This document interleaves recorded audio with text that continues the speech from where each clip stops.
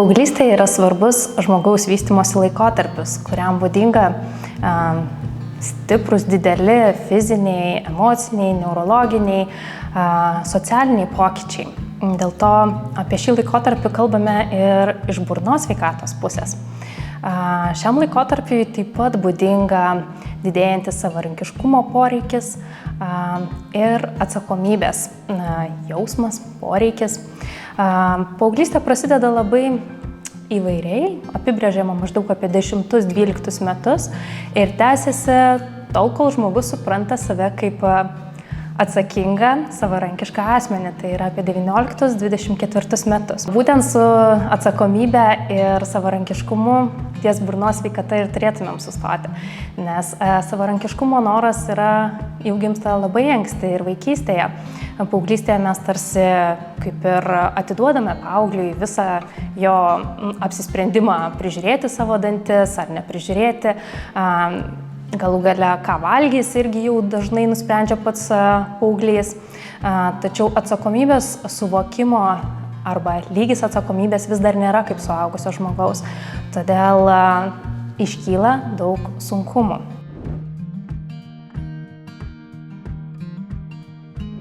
Dažniausiai susidurime su netaisyklinga mityba, žalingais įpročiais, netgi ir traumų rizika paauglystėje yra kur kas didesnė negu kitais laikotarpiais. Mityba šiame laikotarpyje keičiasi stipriai, prasideda daugiau noro valgyti skanų maistą, tai yra kupiną angliavandenių, nekokybišką maistą, tai yra turinti mažai sveikų elementų, kaip vitaminų, mikroelementų, kas taip pat turi įtakos ne tik visam organizmui, bet ir burnos sveikatai. Be abejo, gazuoti, rūgštus, saldus gėrimai turi tiesioginio poveikio burnos sveikatai, tai yra karies arba ėduonies išsivystymui bei erozijoms.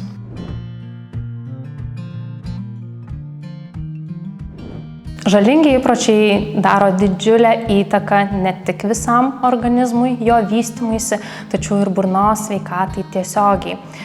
Bet kokie tabako produktai, ar tai būtų tos tradicinės tabako priemonės kaip cigaretės, elektroninės cigaretės, garinimo įvairūs produktai ir kiti tabako turintys arba naudojami kaip tabako produktai, turi įtakos dantenų sveikatai, taip pat padidėjusiai ėduonies rizikai ir be abejo ilgą vartojimą turint omenyje, taip pat ir onkologinių ligų susirgimui didelę riziką. Be abejo, onkologiniai susirgimai dažnu atveju atsiranda per laiką ir tam reikia laiko, tačiau vis daugiau pastebima mokslinėje erdvėje darant tyrimus, kad tabako naudojimas atsiranda labai anksti.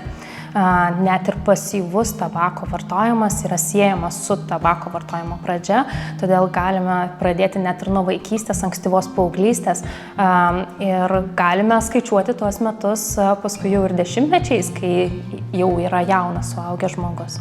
Todėl rizika tikrai yra. Bet koks rūkymas, ar tai jis yra protarpinis, retas, retkarčiais tik pabandyti, atrodo, jis vis tiek yra rūkymas. Ir niekas nepasakys, kuri cigaretė ar kuris parūkymas bus jau ta riba, kai gali atsirasti kažkokie tai pokyčiai jūsų sveikatoje, burnoje, plaučiuose ar dar kažkur tai. Todėl visi pabandymai iš tiesų veda į tolimesnį vartojimą, į priklausomybę ir ligų atsiradimą.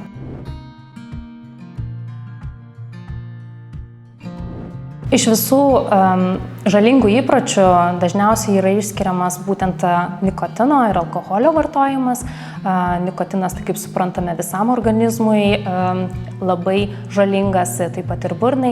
Alkoholis paauglystėje taip pat yra jau atsirandantis žalingas įprotis ir be abejo turintis didelę socialinę, psichologinę, fizinę žalą. Taip pat galime stebėti ir burnos sveikatos žalą.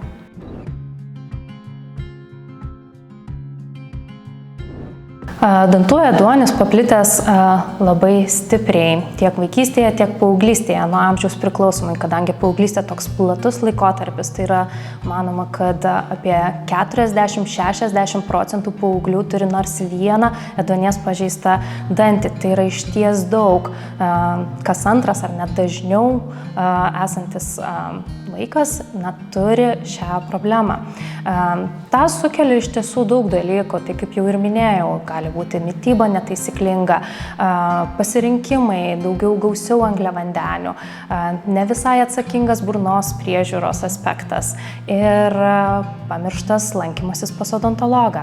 Erozijos taip pat labai dažnos iš tiesų paauglystėje ir vis dažniau mes jų diagnozuojame, nes atrodo ir sveikai maitinasi ir viskas neblogai, tačiau geria gėrimus, kurie yra gazuoti arba kuriuose yra papildomai daugiau rūgšties, dėl to atsiranda kietųjų danties audinių netekimas būtent dėl šių rūgščių maisto produktų, kas veda į dantų jautrumą, baimę valgyti šaltą maistą arba netgi ir kruopščiai prižiūrėti dantis, nes atrodo stipriau paspausiu arba kažkoks nemalonus pojūtis ir bus sunkiau prižiūrėti. Tai erozijos yra tikrai šių laikų epidemija.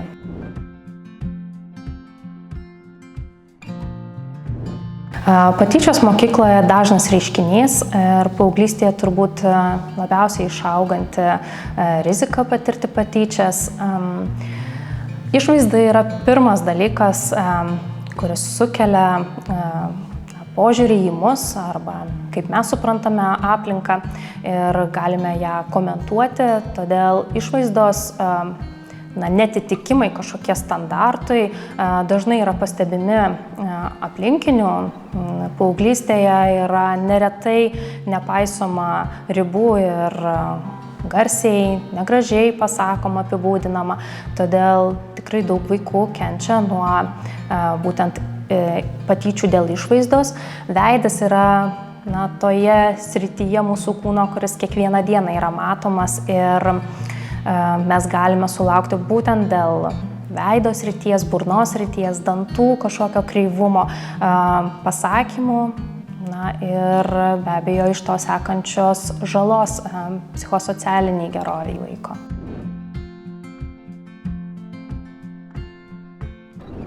Burnos sveikata paauglystėje rūpintis privaloma ir vis dėlto suaugę žmonės vis dar turi savo paaugliams padėti ją rūpintis, tai yra organizuoti reguliarius pasitikrinimus pas odontologą, neužtenka vieną kartą per metus ateiti, priklausomai nuo kaip gydytojas paskirs, galbūt teks lankytis ir 2–3 kartus per metus.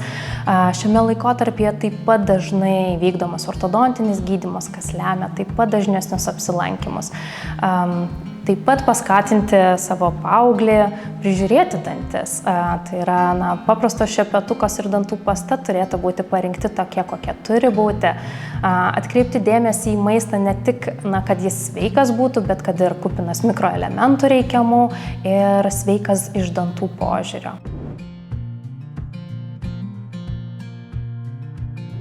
Paauglystėje pats žmogus jau turi mokėti naudotis savo dantų šepetėliais visais, tai yra įprastų šepetėlių, ar tai būtų rankinis šepetėlis ar elektroninis šepetėlis, tarpdančių visi šepetėliai, vieno danties šepetėlis taip pat turėtų būti mūsų rutinoje. Prie tarpdančių šepetėlių taip pat ir tarpdančių siūlas gali būti ir yra reikalingas kasdienoje. Visi kiti, tai yra skalavimo skystis ar kažkokie papildomi dantų kremai, jau yra paskiriami individualiai jūsų odontologo. Paauglystės laikotarpis yra kupinas rizikų, išbandymų, noro pamėginti viską.